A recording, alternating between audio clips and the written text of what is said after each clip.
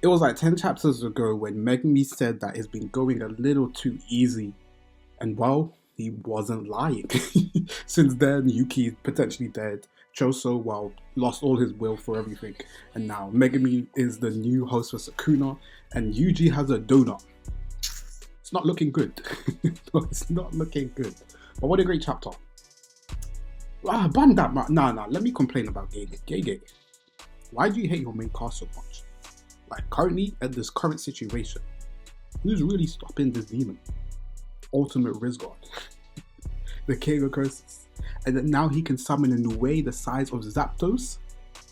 We're finished. Respectfully, we're finished. Like, the main cast and everybody, we're finished. I don't know how on earth we get out of this situation, but he has kept the unpredictability nature times 100 with how many curveballs he keeps throwing with these new chapters. But this chapter was interesting for a numerous amount of reasons. First, we got to see, well, my prediction of he's going to just leave Yuji alone was completely wrong. And this guy completely slapped him throughout so many buildings. But trust me, if he ends up surviving this, I will be using this to push the Yuji agenda even more, you best believe. But one thing I do love is we got the full context onto why he did not try and take Megumi's body earlier. This nicely comes to a lot of theories and stuff we can come from why Megumi was potentially a cage for Sukuna. So Sukuna says that he wanted his moment of his soul to shatter, which was kind of part of what I thought in the previous chapter, but I thought it was more of him losing his resolve to get caught lacking rather than an actual soul shattering. And I think Gege has begun to more emphasize the importance of the soul in the whole JJK, and specifically in regards to these vessels and how it works in that regard. So I don't know if this is just in regard to his 10 shadows technique, which can allow him to cage, and there's way more in regards to some people's theories of the 10 shadows and the 3 sacred treasures. You can get like a wish or some things in regard to that. Or maybe something even as simple as the fact that you need to be able to overpower a soul that is broken, but it wouldn't make sense to me with somebody such as Sukuna, who has been deemed as somebody who has an elite level understanding of the soul. So I think it's more so of preventing him being in a situation such as Yuji, where he can end up being suppressed, so he waited for the correct moment to obviously capitalize on that opportunity. And then now, well, he was going for his trademark slick his hair back, and then he began the carnage that we saw at the front. One thing that I do love and has given more stocks to the whole 10 shadows versus limitless argument is that the fact that basically the 10 shadows is as strong as the user that is wielding it. Meaning, for example, the previous 10 shadows ahead could have been extremely strong and could just imbue a lot of curse energy, or his curse energy to make the Shikigami even more dangerous. I compare it, Megumi's no way to Sukuna's no way, it's not a comparison. And when he summons his Godzilla Mahuraga, I mean, it's not going to look good for our main cast. And I mean, that's just one of the Shikigami. So I think even seeing him utilize, obviously, 10 shadows to this extreme, it's not really looking good for our main cast at this current juncture. I'm not going to lie to you. So, I mean, listen, he called Maki and Takuma insects. So, I don't know, man. I don't know. And obviously, we got to one of the greatest part of the chapters, which was, well, Angel was putting in work with her technique. So shout out TCB, because they obviously gave us the nice little translation. And this is for, well, my Christianity man, Jacob's ladder, which alludes to the fact of when they blow the trumpet for Judgment Day. And even more than just that, it was a way in which they can, well, erase the soul and to prevent the merger from them to kind of split Megumi from Sukuna. And Sukuna was looking stressed. You see that panel with him floating mid-air? You know what is a nice callback? In Volume 0, when we get to Utah, and he's talking with Gojo, and he says, love is the most twisted curse. And then this guy, Hana, gets completely bamboozled by Mr. Future Sukuna. Where he hands out his arm, does a little light skin pose and says, come for me, Hana. What? And then he gets obviously bamboozled, and we get to the point where now Sukuna's about to make his first meal and potentially eat Hana. And listen, in defense of Hana, that was somebody like Georgia Smith, and she put her hand out and said, I'm unfolding too, so I completely understand. But at this moment of time, it's not looking good, and I think the relationship between somebody such as Han and Angel, I'm excited to see what they will actually do with Sukuna looking to eat Han. And even though it does look like she's about to get eaten, I actually don't think she's going to die here right now. However, it poses a nice kind of dilemma for Angel, because if they take full control, they would have broke their whole purpose of coming back. So does that mean they're going to then potentially break that rule and then, I guess, off themselves after, because they would have broken their own rule of taking over the vessel? Or we're going to get to a situation that somebody comes to save Hana, but I think that's kind of unlikely. Or do we get a maybe ghetto situation where Megumi kind of, I guess, moves his hand to stop him from eating? I mean, there's a lot of potential for it, but because it was done as a cliffhanger, I am actually quite confident that Hana will not die. But then again, at this point in the time, who knows?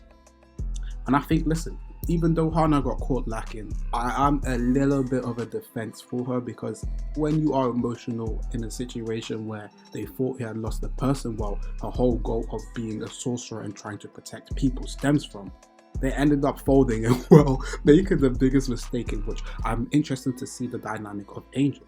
And I think, speaking of Angel, the whole ability and, well, the biblical references is really shaped up for a lot of interesting things that could come. I mean, even the chapter being called the fearsome womb under the heaven, it nicely calls back to, thanks TCB again, to chapter 6 and 9, which was called the fearsome womb. And even that, at the point of time, I thought that was something indicating to Yuji, because of, obviously, even though we know he's not a death painting, for the simple fact that we had got introduction to the cursed wombs and etc., I thought it was more in relation to the fact of Yuji and his, well, dealings with Kenjaku. But could this be something that was obviously alluding to Sukuna, and maybe he is something of similar of the death paintings? Now, this is just all theorizing, don't take this any seriously, but it's just, I feel it kind of interesting with these constant callbacks to the name. And obviously, if you get the under the heaven part, it kind of alludes nicely to, well, if it depends on the translation you take, but the fallen one / a disgraced one, which could be a person who was fallen from heaven in that regard. So it nicely plays on a lot of the biblical references, and obviously people such as Lucifer and etc., that a lot of people are talking about, that he is what, or the king of hell or something in that regard. So I think there is a lot of potential for that whole plot line to come from, and it would make a lot more sense why Angel has a disregard for somebody such as Sukuna. Now, this could potentially lead to an even crazier theory that I have been thinking about, but I don't really have too much information to really base it on. But if he is really using these biblical references and potential religion inspiration, maybe it's something as simple as Sukuna being a fallen monk, in regard to the fact that, while his initial clothing that we see him in his innate domain looks like that of monk clothing, similar to that of somebody such as Urame. So Sukuna could have potentially be the person to have led on Urame to switch sides or whatnot, and they all came from some level of Buddhist teachings where they have taught their own respective things, and Sukuna is a stray who did something wrong which caused him to be an outcast and then become the calamity that he ends up being. I don't think it's necessarily in a situation where Sukuna was a good person who went bad, but more so somebody who strayed away from the constant teachings of somebody such as Angel, who, if we go back to a couple chapters, was alluding to something of a god or something bigger purpose in that regard. And to even build on that, I think it would nicely cement the whole relationship between people such as Tengen, Kenjaku, now potentially Angel, and the Sukuna. Three of them potentially have things that can make them immortal, with Sukuna having obviously the cursed fingers that can't be destroyed and being able to obviously change vessels. And then we have Tengen with the immortality and focus on Buddhism teachings, and potentially Kenjaku being another immortal individual. It's nice to see how potentially Angel could tie into this all together. Regardless, it really just builds up a lot more on the High End Era lore, and I think there's a lot to come when we hopefully get that arc explored with us. And I think it really just builds up the stakes for the series even more, and it's currently not looking good for my mans. I can't lie to you, it's not looking good. But similarly, I think what is interesting about Sukuna is, well, the little thing of never forget the true nature of the curse.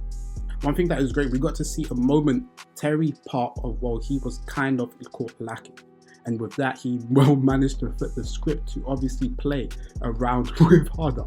And I know a lot of people are like, well, what about the tattoos? Well, in defense of Hana, which is sounding stupid because really this is Hana's fault for being a dumbass. But in defense of Hana, the tattoos do look a little bit more faded than they usually do from the front. And most of them were shifted to the back.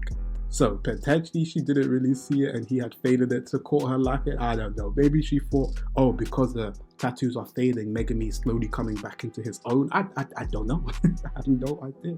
But regardless of this, it was really unfortunate because Hana really took the initiative and set up Angel for the worst case scenario. But since Sukuna was the forefront of this chapter, I think even the potential of when he uses the other Shikigami will be pretty crazy. The things as in, for example, seeing him use, well, Divine Dog, even the freaking toes, they're gonna be crazy. The rabbits are gonna be like those giant rabbits from ReZero or whatever. It's going to be insane. And I think, listen, Gege has been picking up a nice little amount. It is really showcasing what could be done as the worst case scenario for our main cast. And I mean, my boy Yuji is right now has a hole in his stomach, so it's not looking good. Now I know it's not looking good for him. And right now, a lot of people are saying potentially he's dead. But trust me, Megumi and Yuji, we got something for them.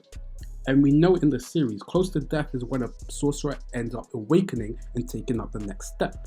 So is this my boy Yuji's step to greatness? Trust me, you better get on board because he's about to be cooking very soon. And I think not only could this be a situation where potentially he awakens his curse technique, but because he already has good curse energy manipulation and control from even the start of the series, could we get blessed with something like a reverse curse technique? Maybe I'm asking for a little too much and it's very unlikely, but I think the potential for a Yuji power up is looking nice. And even though right now he's not in the best situation, I'm hoping Mr. Second to Gojo Yuta Akatsu can come and help the gang, because where is he? The fact that obviously Gege has still till this day not shown us anything in Sendai means there has to be something cooking there, because why is it he is not here to help? We have the YouTube rule change, so these mans can obviously go through the borders or whatnot. Someone has to sense that my guy Yuji is getting packed up, and obviously once they saw that huge way like Maki and Takaba did to react to it, they have to have at least some analysis to realize, yeah, something is going wrong with the fact of what is happening in this current colony. But what a chapter, that was a mad thing. I've kind of spent my theories and stuff basis for what I think could happen. So now this is a question to all of you. Do you think there is something more in regards to angels, whole religion and everything? Because of all this all being really specific to a lot of biblical references, I do believe there might be something deeper on the surface to kind of uncover. And more than just that, do you believe that Hana is actually going to die? Because I would not be surprised. But it could be something of maybe just to build up the stakes and somebody comes and saves them. I mean, if not, we're probably going to get another unfortunate Gege is misogynist week, which will not be looking good. But at least I think he has really changed it and make it very more difficult to go in through Gojo. And I think we're now in a situation where we're going to focus more on Gojo and, well, Maki looking for the lost piece of the inverted spear of heaven. That could potentially be the way in which Gojo gets unsealed. Or maybe he goes through the Takaba route and Takaba finds it funny and unseals him. I mean, who knows at this point? The potential for what could happen is pretty crazy.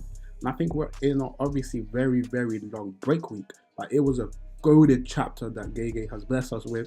And since this kind of turn of page 200, he's been putting out non-constant bangers, man. I can't lie to you. But also, I think Megumi might be a lie, because based on what Angel was doing with Jacob's ladder, they want to stop him before Sukuna takes further root into the body, so they can tear the two apart and extinguish them. So we do know that from when that does happen, there is, like, I believe, was it a 1% chance they can die? So meaning there is probably the likelihood that Megumi is still alive. So potentially, I don't know if we're going through the route that he's using the 10 shadows to get his body back. I have no idea. Potentially, would that mean Megumi can come back?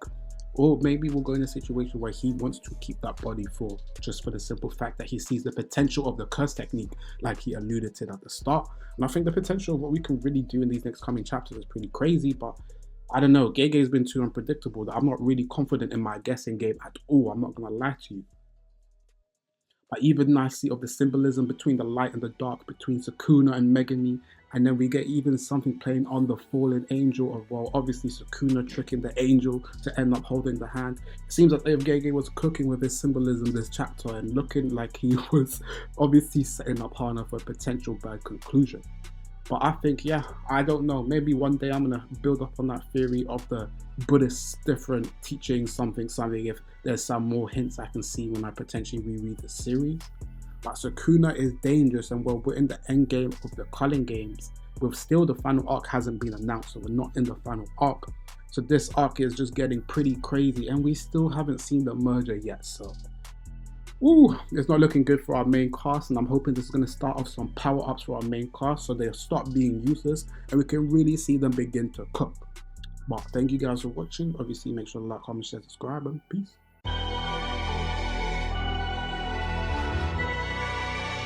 Young